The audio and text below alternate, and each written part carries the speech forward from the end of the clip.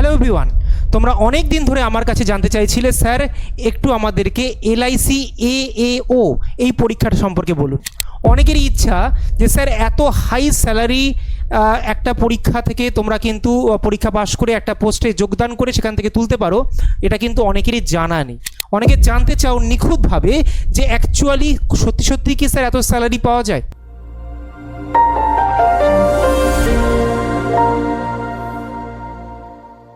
Sir কি পরীক্ষা হয়, আমরা কি ব্যাংকের সেম প্রিপারেশন নিয়ে কি এলআইসি ক্র্যাক করতে পারি? স্যার আলাদা কি কিচ্ছু ক্রাইটেরিয়া নেই? স্যার কম্পিটিশান কেমন হয়, ভ্যাকান্সি কীরকম আসে? তার সাথে সাথে অনেকের মধ্যে এরকম প্রশ্ন, স্যার কী কী ভাষায় পরীক্ষা দেওয়া যায়? অনেকের মধ্যে প্রশ্ন, স্যার পোস্টিং কীরকম হয়? অনেকের কাছে এটাও ব্যাপার, স্যার পার্কস অ্যান্ড বেনিফিট কেমন আছে? অনেকের ক্ষেত্রে এটাও প্রশ্ন যে সিলেবাস কী আছে, স্যার সিলেবাসের মধ্যে কিছু কি আলাদা আছে নাকি একদম হুবহু সেম? নেগেটিভ মার্কিং স্যার প্রিলিমসে আছে না নেই? অনেক বড় বড় প্রশ্ন বললাম, কারণ প্রতিটা প্রশ্নের উত্তর থাকছে আজকের এই ভিডিওতে। প্রথম থেকে শেষ পর্যন্ত দেখতে হবে, তাহলে মাথায় রাখবে আমি যখন কোনো কথা বলছি তাহলে ভেবে বলছি। প্রথম থেকে শেষ পর্যন্ত দেখো, আমি তোমাকে বলছি তুমি এই পরীক্ষাটায় বসবে এবং ক্র্যাকও করবে যদি তুমি ডেডিকেটেড ব্যাংকের অ্যাসপিরেন্ট হও। চলো দেখা যাক। তোমাদের কাছে যেটা বলছি সেটা হচ্ছে এলআইসি এএও। মানে এই এএও পুরো নাম কি স্যার? এটা তো অফিসার বোঝাই যাচ্ছে। তো ভালো করে একবার দেখে নিই। এলআইসি আমরা জানি প্রত্যেক এলআইসি একটা ভারত সরকারের একটা খুব বড় একটা কোম্পানি, ঠিক আছে?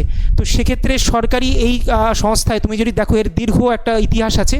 আর এই কোম্পানিতে কাজ করা মানে একটা রেপুটেড জায়গায় তুমি কিন্তু কাজ করছো এবং সরকারি কর্মচারী, সাথে মাইনে তোমার বেসরকারি কর্মচারীর মতো, মানে বেসরকারি হাই র্যাঙ্কড স্যালারিড পার্সনের মতো, ঠিক আছে? কি বললাম? তো চলো দেখা যাক। এলআইসি এএও 2026, 2023-এর পরে 2025, তারপরে আমরা দেখতে পাচ্ছি 2026, যেটা মোটামুটি দেখা যাচ্ছে। তো তোমাদেরকে আগাম আভাস আমি কিন্তু দিয়ে যাচ্ছি, দেখো ভালো করে। এএওর পুরো নাম হচ্ছে অ্যাসিস্ট্যান্ট অ্যাডমিনিস্ট্রেটিভ অফিসার। তো এটা অফিসার র্যাঙ্কের পোস্ট এলআইসিতে, এত বড় কোম্পানিতে। এবং 2026-এর যে এস্টিমেটেড ডেট, যে নোটিফিকেশান কবে আসবে স্যার, সবথেকে বড় প্রশ্ন।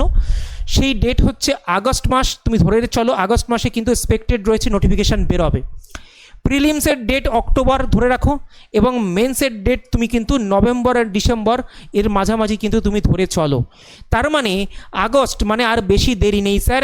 যারা তোমরা রেগুলার আমাদের চ্যানেলের সঙ্গে জুড়েছো, প্রিপারেশানটা নিচ্ছ, তারা আজকে এই পুরো সেশনটা কমপ্লিট করার পর আইডিয়া পেয়ে যাবে যে স্যার আমাদের এই পরীক্ষাটা দেওয়া উচিত কি উচিত না। তো সেখানে সিলেবাস কি আছে, হুবহু একটা কথা বলবো, ভালো করে শুনবে, যে কোনো কিছু যেন বাদ না যায়। দেখো, প্রথম আমরা যেটা দেখবো সেটা হচ্ছে স্যার প্যাটার্ন কি পরীক্ষার, যেটা সব থেকে বেশি ইম্পর্টেন্ট। তবেই তো তুমি বুঝতে পারবে যে তুমি পরীক্ষাটা দিতে পারবে কি পারবে না। অনেকে ভাবছে এলিজিবিলিটি কি, আরে এলিজিবিলিটি ব্যাংকের মতো, আমি লাস্টে বলে দিচ্ছি, ওই জন্য লাস্টে রেখেছি, চাপ নেই। প্যাটার্ন যদি আমি বলি, প্রিলিমস হবে, মেন্স হবে এবং ইন্টারভিউ হবে স্যার। প্রিলিমস হবে, মেন্স হবে এবং ইন্টারভিউ হবে। প্রিলিমসে তুমি যদি খেয়াল করো, ভালো করে শুনবে, প্রিলিমসে তুমি যদি খেয়াল করো, এখানে আমাদের পড়বে ম্যাথ, আমাদের পড়বে রিজনিং এবং এখানে পড়বে ইংলিশ। খুব সুন্দর জিনিস না? বললো স্যার তাহলে তো সব কিছুই আছে। না, ইন্টারেস্টিং এখানে নয়। চলো আমরা দেখে নিই প্রিলিমসে কী কী আছে। দেখো, প্রিলিমসে আমরা যদি দেখি, কোনো নেগেটিভ মার্কিং নেই। 100খানা প্রশ্ন আসবে, তোমাকে 100খানা প্রশ্নই তুমি করে আসবে, এটা আমি আশা রাখি, কারণ কোনো নেগেটিভ মার্কিং নেই, প্রতিটা কোয়েশ্চেন করে আসতে হবে, ঠিক আছে? নেগেটিভ মার্কিং যেহেতু নেই, কাট অফটাও বেশি যায়, এটা তুমি দেখতে পাবে। রিজনিংয়ে রয়েছে 35টা প্রশ্ন, 35 মার্কস এবং 20 মিনিট তুমি টাইম পাবে। কোয়ান্টেও সেম, 35টা কোয়েশ্চেন, 35 মার্কস, 20 মিনিট টাইম পাবে। ইংলিশে 30টা কোয়েশ্চেন, 35 মার্কস এবং 20 মিনিট টাইম পাবে। 35 মার্কস মানে কোনো কোয়েশ্চেনের জন্য 1 নম্বর, কোনো কোয়েশ্চেনের জন্য 2 নম্বর আছে, ঠিক আছে? নেগেটিভ মার্কিং নেই, চিন্তার কোনো বিষয় নেই। শুধুমাত্র একটা ভাবনার বিষয় আছে স্যার, এখানে একটা আলাদা, মানে একটু ব্যাঙ্কিংয়ের থেকে না, বলে কোনো কোনো জায়গায় তো আলাদা হবেই, নাহলে এই পরীক্ষাটা কেন? এলআইসি এও তো ব্যাঙ্কিংয়ের মতোই হতে পারতো, সামান্য আলাদা। এখানে একদম নির্দিষ্ট করে বলা আছে, তুমি টোটালি কাট অফ যদি কোয়ালিফাই করেও ফেলো, সেটা কোনো ম্যাটার করে না। তোমাকে রিজনিংয়ে তোমাকে 18 নাম্বার পেতেই হবে। তুমি যদি 17.69ও পেয়ে যাও, 17.58ও পেয়ে যাও, তুমি পুরো কাট অফ ক্লিয়ার করার পরেও তুমি ডিসকোয়ালিফাই হয়ে যাবে, তুমি মেন্স দিতে পারবে না। মানে তোমার কাছে রিজনিংয়ে 18 নাম্বার পেতে হবে, তোমাকে কোয়ান্টে পেতে হবে 18 নাম্বার মিনিমাম। এর উপরে পেলে তোমার খাতা চেক হবে, না হলে চেক হবে না। আশা করি বুঝতে পারছো। তারপরে তোমার ইংলিশে পেতে হবে 10 নাম্বার, তবে তোমার খাতা চেক হবে। মানে এখানে সেকশনাল মিনিমাম কাট অফ আছে, সেকশনাল মিনিমাম কাট অফ, তার মানে এটাকে তোমাকে পেতে হবে, তারপর তোমার খাতা চেক হবে। এবার বললে স্যার যোগ করলে 100 হচ্ছে, আপনি 70 কেন লিখেছেন? ইন্টারেস্টিং ব্যাপার, এই 10 নাম্বার তুমি ইংরাজিতে না পেলে তোমার খাতা তো চেক হবে না, কিন্তু আবার যখন তোমার প্রিলিমসের কাট অফ বেরোবে, মানে যেটা আলটিমেটলি তুমি মানে বেঞ্চ দেবে কি না, সেখানে আবার ইংলিশের নাম্বারকে যোগই করা হবে না। মানে 10 নাম্বার পেতে তো তোমাকে হবেই, তবে তোমার এই নাম্বারটার উপরে চেক হবে। তার মানে এক তো হচ্ছে তোমার 35-এ 18-র ওপরে তুলছো, কোয়ান্টে 18-র ওপরে তুলছো, ইংলিশে 10-এর ওপরে তুলছো, ফার্স্ট ক্রাইটেরিয়া পাস করার জন্য।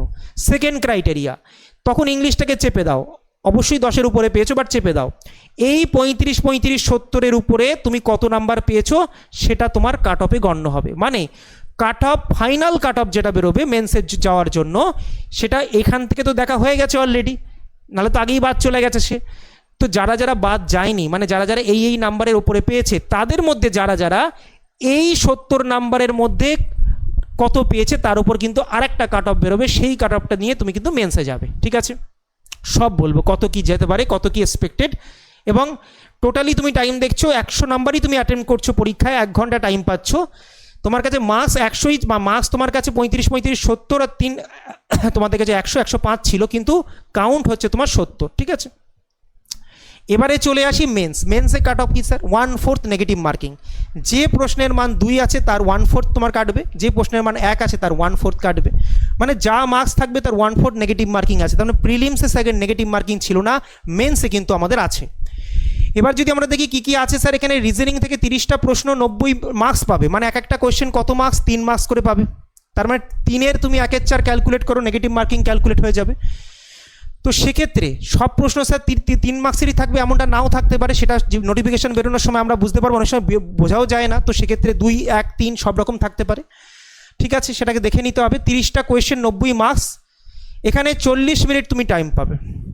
এবার হচ্ছে কি স্যার, 30টা কোয়েশ্চেন আসবে ডিআই এবং ডিএ থেকে, মানে ডেটা অ্যানালিসিস এবং ডেটা ইন্টারপ্রিটেশন থেকে 30টা প্রশ্ন আসবে, সেখান থেকে 90 মার্কস আছে, 40 মিনিট টাইম পাবে।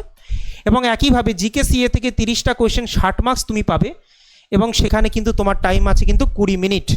ফিনান্সিয়াল মার্কেট অ্যাওয়ারনেস এবং ইন্স্যুরেন্স, যেহেতু এই এলআইসি ইন্স্যুরেন্সের উপরেই কাজ করে না, তো ইন্স্যুরেন্সের ওপরে তোমার ফিনান্সিয়াল নলেজের উপরে তোমার দক্ষতা আছে কিনা চেক করবে। 30টা কোয়েশ্চেন আছে, 60 মার্কস আছে, 20 মিনিট টাইম। এবং 2টো রাইটিং তোমাকে দিয়ে চেক করাবে যে তুমি এত বড় একটা কোম্পানিতে কাজ করছো, তোমার কাছে ন্যূনতম তুমি রাইটিং সেন্স আছে কিনা। তো লেটার একটা লিখতে হবে, একটা এসে লিখতে হবে, মানে 2টো রাইটিং লিখতে হবে, একটা লেটার একটা এসে। 25 মার্কস করে থাকবে তোমার, দুটো মিলিয়ে 25 মার্কস থাকবে। এবং এটা কোয়ালিফাইং নেচার হয়, এই রাইটিংয়ের মার্কস তোমাকে জাস্ট যে মিনিমাম কোয়ালিফাইং মার্কস থাকবে সেটাকে তোমাকে কোয়ালিফাই করতে হবে। ঠিক আছে, এটা যোগ হবে না। তার মানে যোগ কোথায় কোথায় মার্কস হবে স্যার, এই মার্কসের উপরে কাট অফ ডিসাইড হবে। তাহলে 90, 90, 180। দেখো ম্যাথ আর রিজনিংয়ের ওয়েটেজ কিন্তু পুরো পরীক্ষাটা তুমি লক্ষ্য করো, প্রিলিমস তো ওর উপরেই কাট অফ হচ্ছে, মেন্সেও এই ম্যাথ আর রিজনিংয়েরই কিন্তু ওয়েটেজ কিন্তু বেশি আছে, যেটা আমি তোমাদেরকে এই চ্যানেলে করাই। তো প্রত্যেকে প্রিভিয়াস ভিডিওগুলো দেখবে। দেখো 90, 90, 180 মার্কস শুধু ম্যাথ আর রিজনিং থেকে হয়ে গেল। 60, 60, 120, মানে 90 আর 180 আর 120, 300 মার্কসের মধ্যে তুমি দেখবে তোমার কাট অফ ডিসাইড হবে, মাথায় থাকবে, কাট অফ ডিসাইড হবে। এবার দেখো, তার মানে টোটালি তুমি টাইম পাচ্ছ 2.5 ঘন্টা 122খানা কোয়েশ্চেন অ্যাটেম্প করার জন্য। এবারে চলে আসি আমরা এইখানে। বলবে স্যার এই যে কাট অফটা লিখেছেন এটা কি মেন? না, এটা হচ্ছে ফাইনাল। এটা কি লিখে নাও, এটা হচ্ছে ফাইনাল। ফাইনাল তার মানে কি, প্রিলিমসে তুমি প্রচুর কম্পিটিশান হয়, কারণ নেগেটিভ মার্কিং নেই, সবাই মার্ক করে দিয়ে আসে, আর প্রশ্ন তুলনামূলক খুব টাফ আসে না।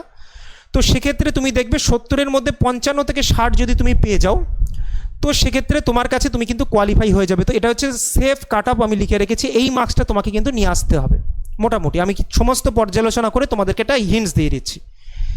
ফাইনাল মার্কস তুমি যদি দেখো, এটা আমি 300 লিখেছি, বাট এটা হয়ে যাবে তোমার কাছে 360। কত হয়ে যাবে? 360-এর মধ্যে তুমি দেখো, তুমি মোটামুটি চেষ্টা করো 360-এর মধ্যে। কারণ কি, 300 মার্কসের মেন্স আছে স্যার, 60 মার্কসের ইন্টারভিউ আছে, 300 + 60, তাই না? 60 মার্কস, এই পুরো জিনিসটার মধ্যে তোমাকে আনতে হবে কি 225 থেকে 235 মার্কস। তাহলে তুমি কিন্তু ফাইনালও তুমি কোয়ালিফাই করে, ফাইনাল মানে কি আলটিমেটলি তুমি চাকরি পেয়ে যাবে।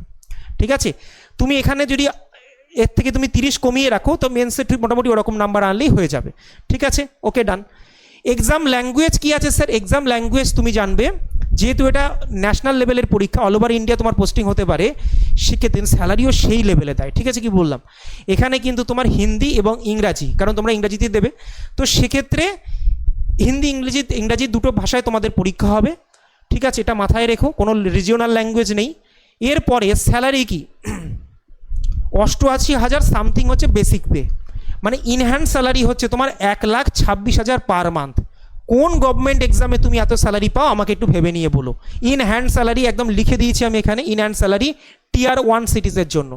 তুমি যদি টিয়ার 2 টিয়ার 3 সিটিজে পোস্টিং হও তাহলে এর থেকে 5-10 হাজার টাকা কমতে পারে। ঠিক আছে, কি বললাম? কিন্তু টিয়ার 1-এর সিটিতে তুমি যদি পোস্টিং হও, ঠিক আছে, সেখানে তুমি মুম্বাই হোক বা তোমার কাছে দিল্লিতে পোস্টিং হও, বা টিয়ার 1-এ যতগুলো সিটি আছে তোমার সবগুলোর জন্য 1,26,000 পার মান্থ তুমি হাতে পাবে। এছাড়া প্রচুর পার্কস অ্যান্ড বেনিফিট আছে।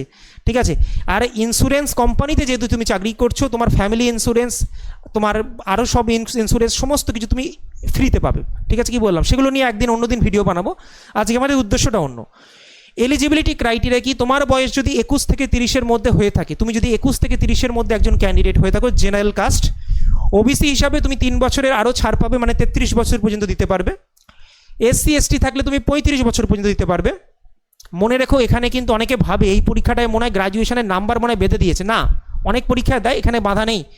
Bachelors degree in any discipline, তুমি যে কোনো ডিসিপ্লিনে তুমি কিন্তু ব্যাচেলার ডিগ্রি যদি তোমার থেকে থাকে, সেটা বিএসসি বিএ বিকম যাই হোক, তো সেক্ষেত্রে তোমার কিন্তু তুমি এলিজিবল হয়ে যাবে জেনারেল পোস্টের জন্য। জেনারেল পোস্ট মানে আমরা যে পোস্টের জন্য অ্যাপ্লাই করি আর কি। এখানে অনেক স্পেশালাইজড পোস্টও বেরোয়, যেমন এসবিআইতে বেরোয় না, এসবিআই এসও, তাই না, আরবিআই, মানে প্রত্যেকটা পরীক্ষা একটা স্পেশালাইজড অফিসার বেরোয়, এখানেও বেরোয়। তো সেই পোস্টের কথা আমি বলছি না, সেক্ষেত্রেও হয়তো আইটি ডোমেন লাগতে পারে, কম্পিউটারের কোনো ডোমেন লাগতে পারে, সেক্ষেত্রে আলাদা। বাট আমরা যে পরীক্ষার কথা এখানে বলছি এএও, তো সেক্ষেত্রে bachelors degree in any discipline তুমি কিন্তু এলিজিবল। আশা করি প্রত্যেকে বুঝতে পেরেছো।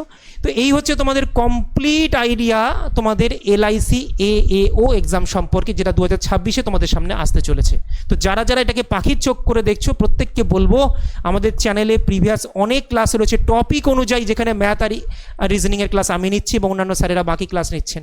তো জুড়ে যাও আমাদের চ্যানেলের সঙ্গে, চ্যানেলটাকে সাবস্ক্রাইব করো, আর এই ক্লাসটাকে লাইক করো, আর কমেন্ট বক্সে লিখে যাও এর পার্টিকুলার কী কী ক্লাস তোমরা চাও, বা কোন কোন ক্লাস তোমরা চাও, যাতে তোমরা আলটিমেটলি পরীক্ষা ক্র্যাক করতে থাকো। আমি কিন্তু প্রত্যেকের কমেন্ট পড়ি, প্রত্যেকে লিখে যাবে এই পার্টিকুলার এক্সামের ক্লাস তোমরা কারা কারা চাও, নিজেদের নাম এবং এক্সামের নাম অবশ্যই কমেন্ট বক্সে লিখো। আজ এ পর্যন্তই, ভালো থেকো, দেখা হবে পরের সেশনে, এখানেই শেষ করলাম।